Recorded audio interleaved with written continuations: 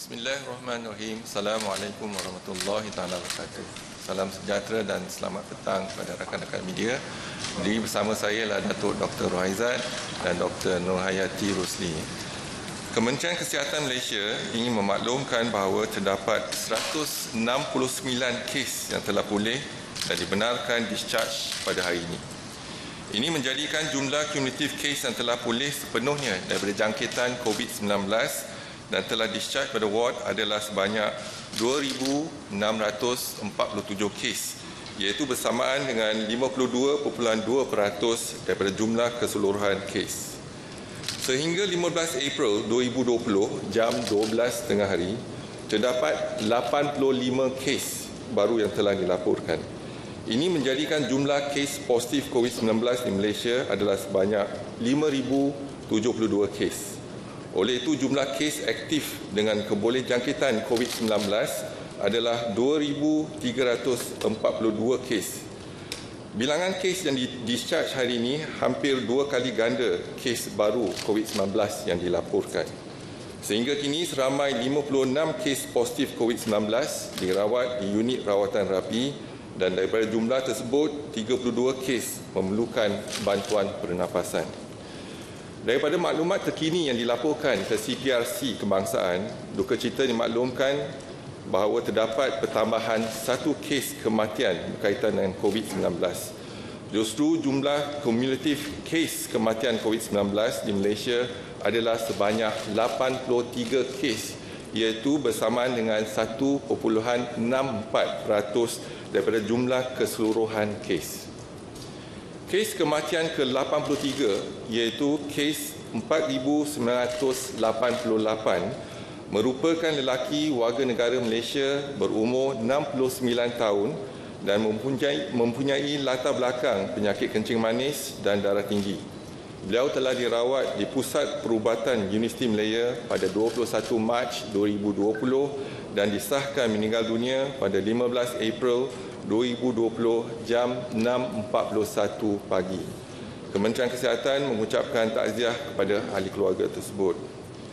Seperti yang diumumkan oleh Yang Amat Berhormat Perdana Menteri Malaysia sebelum ini, Perintah Kawalan Pergerakan Fasa kedua yang bermula pada 1 April 2020 sehingga 14 April 2020 kini disambung pula kepada fasa ketiga. Setelah hampir sebulan pelaksanaan kedua-dua PKP fasa pertama dan kedua, kita dapat melihat trend jumlah kes baru COVID-19 sedikit terkawal tanpa kenaikan yang mendadak. Manakala jumlah kes harian yang discharge daripada ward meningkat saban hari. Ini menunjukkan kemajuan yang memberangsangkan hasil daripada pelaksanaan PKP seperti yang dapat dilihat pada trend jumlah kes aktif seharian. Susulan PKP fasa pertama dan kedua, PKP fasa ketiga mula dikuatkuasakan pada hari ini iaitu 15 April 2020 sehingga 28 April 2020.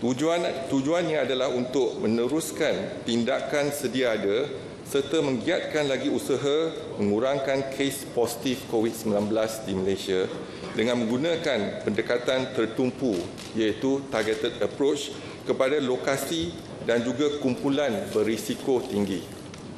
Kepatuhan masyarakat terhadap arahan ini adalah amat penting pada ketika ini.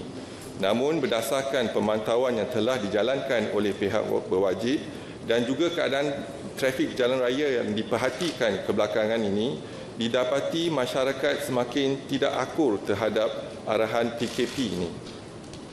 Sehubungan dengan itu, Kementerian Kesihatan Malaysia menyambut baik keputusan pihak MKN agar tindakan yang lebih tegas diambil atas ketidakpatuhan segelintir masyarakat. Ini diharap dapat memberi impak yang positif dalam meratakan lingkungan ataupun flatten the curve dan seterusnya memastikan fasilitis Kementerian Kesihatan dapat menampung bilangan pesakit COVID-19. Kementerian Kesihatan Malaysia khawatir ketidakpatuhan kepada PKP boleh membatalkan usaha keras semua pihak yang telah diambil setakat ini. Terima kasih kepada semua pihak berwajib dalam membantu menguatkuasakan arahan PKP ini agar tahap keakuran dapat dipertingkatkan lagi. Oleh itu, Kementerian Kesihatan menyeru kerjasama semua rakyat Malaysia dalam memainkan peranan masing-masing dalam menangani penularan wabak ini dan memastikan rantaian jangkitan COVID-19 dapat diputuskan. Usaha ini dapat dicapai dengan terus mengamalkan perkara berikut. Yang pertama, patuh kepada perintah kawalan pergerakan. Yang kedua, menjaga tahap kebersihan diri yang tinggi pada setiap masa seperti kerap mencuci tangan menggunakan air dan sabun, serta jarak sosial selamat sekurang-kurangnya 1 meter daripada orang lain. Kementerian Kesihatan juga maklum bahawa terdapat segelintir masyarakat yang perlu hadir bertugas, terutamanya bagi perkhidmatan perlu. Oleh itu, Kementerian Kesihatan ingin menasihatkan agar mereka mengelakkan berada di kawasan yang sesak, iaitu crowded space, dan kawasan yang tertutup, yang confined space secara beramai-ramai, misalnya di ruang makan di pejabat dan sebagainya. Kekalkan jarak 1 meter ketika bercakap semuka dengan orang lain, iaitu conversation, close conversation, dan memastikan ruang makan di pejabat kekal bersih termasuk menggunakan disinfeksi bagi memastikan kawasan kerap disentuh adalah bebas daripada kuman. Seterusnya, Kementerian Kesihatan ingin memaklumkan bahawa terdapat beberapa permohonan telah diterima bagi tujuan pengesahan penggunaan disinfection box ataupun chamber, tunnel, booth, partition atau gate untuk mengurangkan jangkitan COVID-19 di mana ianya telah dinilai oleh cawangan penilaian teknologi kesihatan Kementerian Kesihatan Malaysia. Ini memandangkan ia dilaporkan telah diguna sebagai peralatan nyakuman di beberapa negara. Penilaian telah dilakukan terhadap beberapa model peralatan tersebut daripada beberapa negara dan juga model-model yang telah sedia ada di Malaysia. Adalah didapati bahawa proses nyakuman oleh peralatan yang dinilai melibatkan seseorang melalui peralatan tersebut untuk tempoh 20 hingga 30 saat, di mana individu akan disembuh menggunakan bahan kimia bagi tujuan nyakuman. Kesemua model yang telah dikaji menggunakan bahan kimia berlainan. Hasil daripada penilaian yang dilakukan mendapati bahawa tiada bukti setakat ini untuk menunjukkan bahawa peralatan tersebut berkesan dalam mengurangkan jangkitan COVID-19. Jangka masa 20 hingga 30 saat tidak memadai untuk proses nyakuman yang berkesan. Prosesnya juga tidak boleh membunuh kuman di dalam badan manusia. Tambahan pula, bahan kimia yang digunakan boleh membawa kemudaratan kepada selaput badan seperti di mata, mulut dan juga kulit. Berdasarkan penilaian tersebut, Kementerian Kesihatan tidak menyarankan penggunaan disinfection box, chamber, tunnel, booth, partition, gate sebagai langkah untuk mengurangkan jangkitan COVID-19 terhadap manusia. Kementerian Kesihatan akan terus memantau perkembangan kejadian COVID-19 melalui segala maklumat yang diperolehi dan akan dimaklumkan kepada rakyat daripada masa ke semasa. Dan saya ingin maklumkan statistik harian iaitu di kawasan Perintah Kawalan Pergerakan diperketatkan. Yang pertama di Keluang, jumlah kes positif di Keluang ada pertambahan 9 kes baru menjadikan jumlah 210 kes, iaitu di Bandar Baru Ibrahim Majid, iaitu pertambahan 9 kes menjadikan 172 kes. Manakala di lain-lain lokaliti kekal 38 kes. Kawasan Ulu Langat, jumlah kes positif Ulu Langat ialah 437 kes, ada pertambahan 6 kes baru. Dan di Kampung Sungai Lui 128 kes, di mana 124 kes adalah daripada Madrasah Tahfiz. Bukan Kampung Sungai Lui kekal 309 kes. Kematian di daerah Ulu Langat ada 1 kematian. Di Menara Plaza City One, jumlah kes positif Menara Plaza City One kekal 39 kes, tiada pertambahan. Di Menara Malayan Mansion, jumlah kes positif Malayan Mansion kekal 4 kes. Di Selangor Mansion, jumlah kes positif Selangor Mansion juga kekal 83 kes.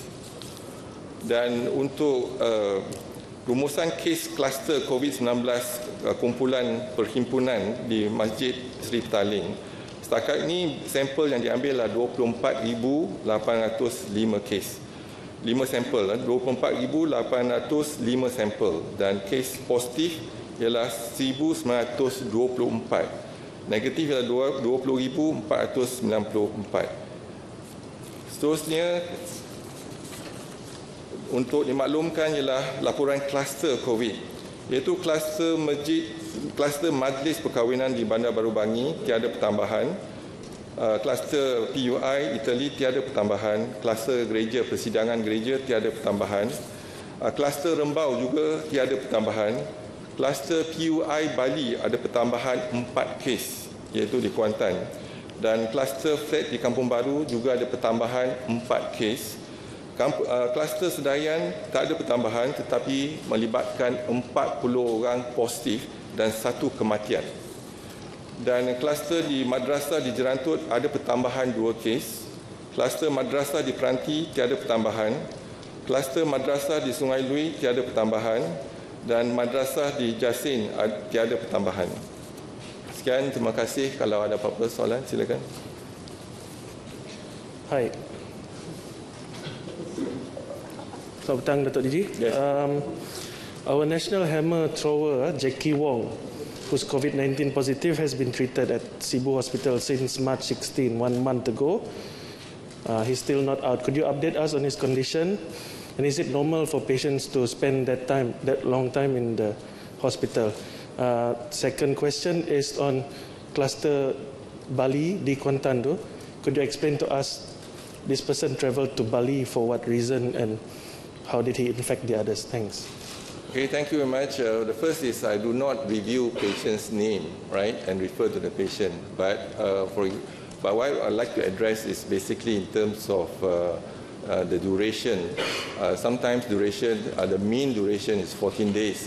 But we need to do the test. If it's still positive, you have to make sure that patient remain positive and in the hospital. This is something different from other countries. If you look into UK, Italy, positive patient, asymptomatic and mild symptoms are advised to stay at home. Here in Malaysia, positive patient, we make sure that they've been isolated in the hospital so that we can actually monitor them closely. And that's perhaps that's the reason why our asymptomatic and mild symptoms, we have about 88%. And because of the close monitoring and the monitoring and the treatment being given, therefore we see that our outcomes is much better. And the second is with regards to the PUI from Bali. For whatever reason, we are not sure there's a trip to Bali. But what is more important, when he came back, infected the brother, and again, the brother was admitted to the hospital. Initially, was diagnosed as dengue, suspected to be dengue, and that's where the infection start to, to spread among the healthcare workers before we get the result of the COVID test to be positive.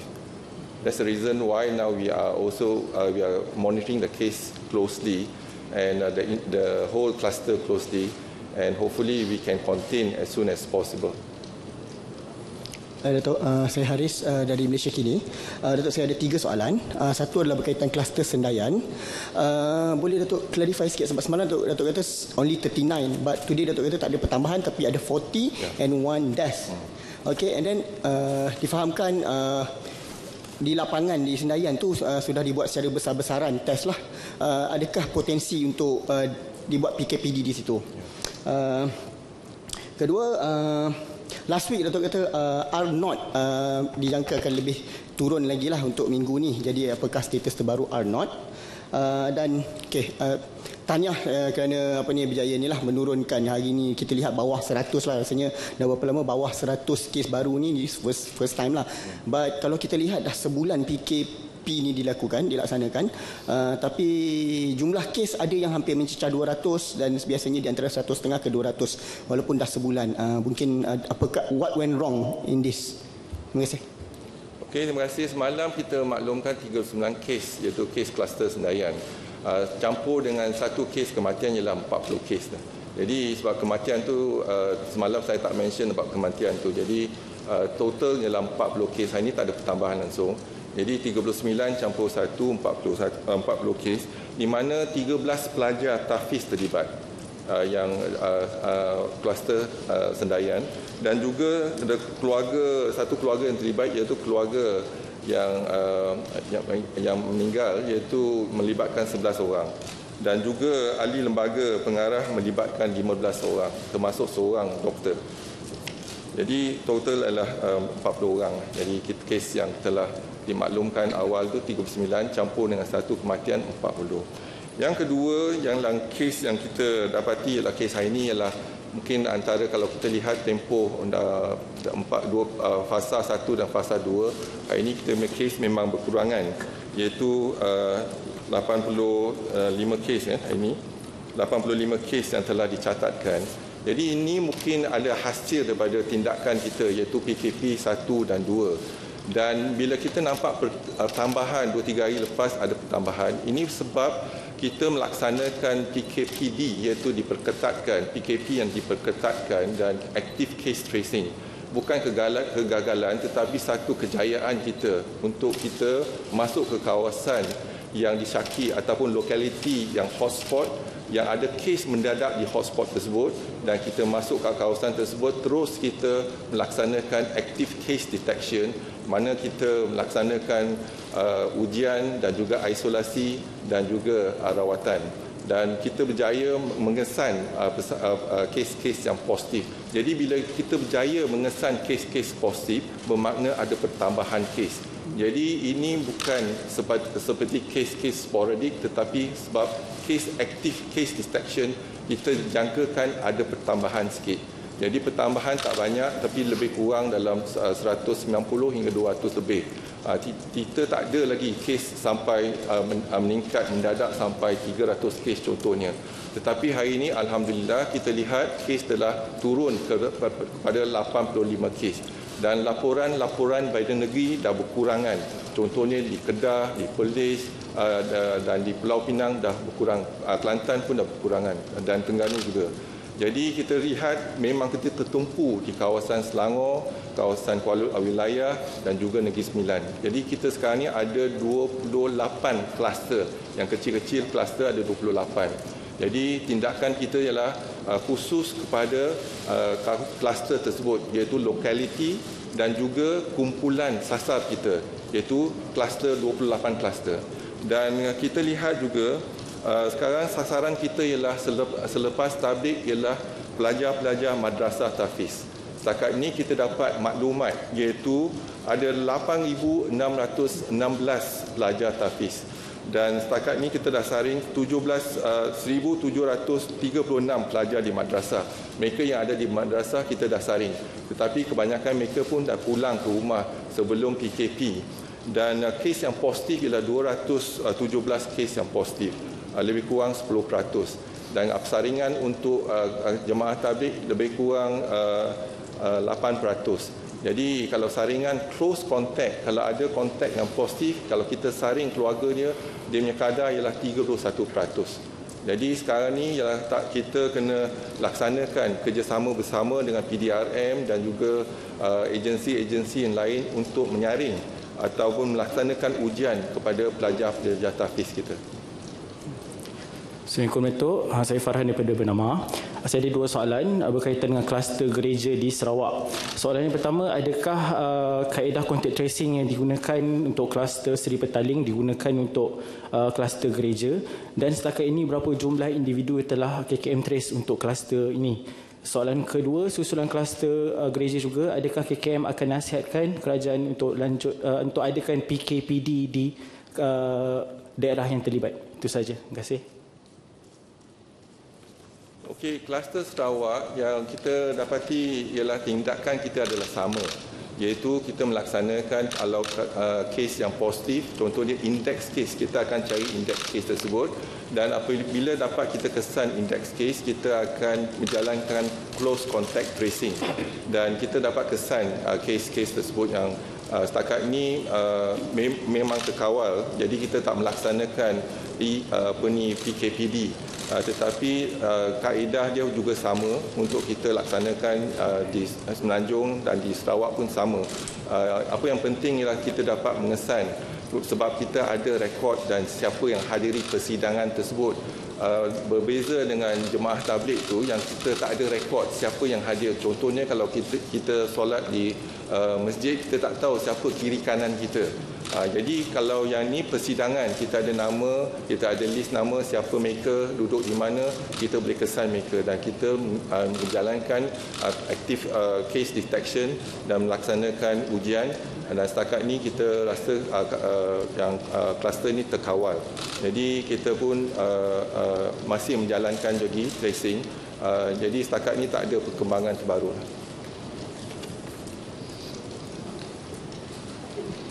Dato' DG, I have two questions. The first question is, according to the MOH infographic this morning, Lembah Pantai is the area with second highest case in KL with records of 572 cases, which is red zone. So has KKM identified any main or subcluster in Lembah Pantai area since this is one of the high density areas? And second question is, Singapore came out with a mandatory rule yesterday for everyone to wear masks once they step out of the house with some exceptions. So for our country, is there any necessity for our country to implement such rules, or it doesn't seem so there's a need to do so? Thank you. Okay, the first is with regards to the Lembah Pantai. Lembah Pantai, if you look into the area that's involved, is also involved. The Menara Plaza City 1 is under Lembah Pantai, and also the Malaya Mansion and the Selangor Mansion also under Lembah Pantai. So there are cases there that is actually there's an increase of case detection over that area. So for example, Selangor Mansion there are 83 cases. And then Menara Plaza City 139. So these are the area of Lembah Pantai. Although it's in the name is Lembah Pantai, but including this EMCO area. And with regards to the mask, yes, WHO recommendation, as we mentioned earlier, but if those who are exposed to the crowd, for example, going to the public places, if they want to put on the mask, Ministry will have no objection. So that's the thing, but most important is the distance. If you practice social distancing, that's one, and make sure even when you have conversation, so the 3C that we are talking about, confined space. If you have a confined space, poor ventilation, and you should avoid that space. And then crowded spaces. So again, avoid crowded spaces. And also close contact when you communicate with your friends and etc. Sometimes you come very close. So if you can stay a distance a bit, that would be encouraged. So these are some of the things that we can advise the public to do, and hopefully by doing so, mask will be additional protection. Dato', this is Muhammad from TV1. Nowadays, we hear and read a lot of news from national and international and our local media about the COVID-19. They say this virus easy to mutation every moment. So these types of condition basically people are confused and worried. So Dato' can explain how many types of mutation in Malaysia, and can give information for properly to people how can get these things. All right, thank you. Before that, I'd like me to answer about the RO. RO is actually in the modeling. The R0 is basically in the modeling. And when we calculated before the implementation of MCO 1 and 2, the RO is about 3.55. And now, because after the MCO 1 and 2, the RO is decreasing. So, and more importantly is the infectivity or keboleh jangkitan. So we see that the keboleh jangkitan is coming down. Our target is 2033 as of today. But we have the keboleh jangkitan about 2,000, slightly higher, 2,342. So additional of almost about 300 cases. So that is the target, but we are still within that range. So we hope that coming into the phase 3, if we can increase our activity, do what we have done in phase 1 and 2, and we think that we can bring down in terms of the infectivity cases. Today we have 2,342 cases.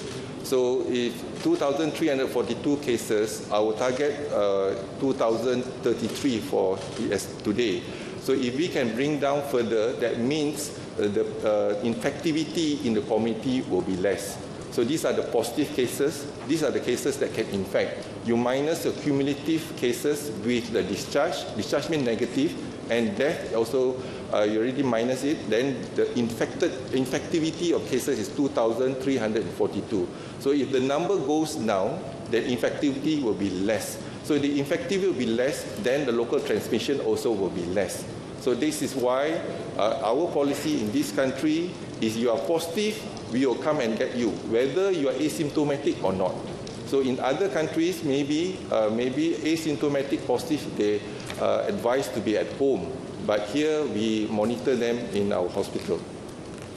Okay, and then with regards to the question just now about the mutation, this is a new virus. So basically, we do not have the data and reports of the new virus that we can refer to.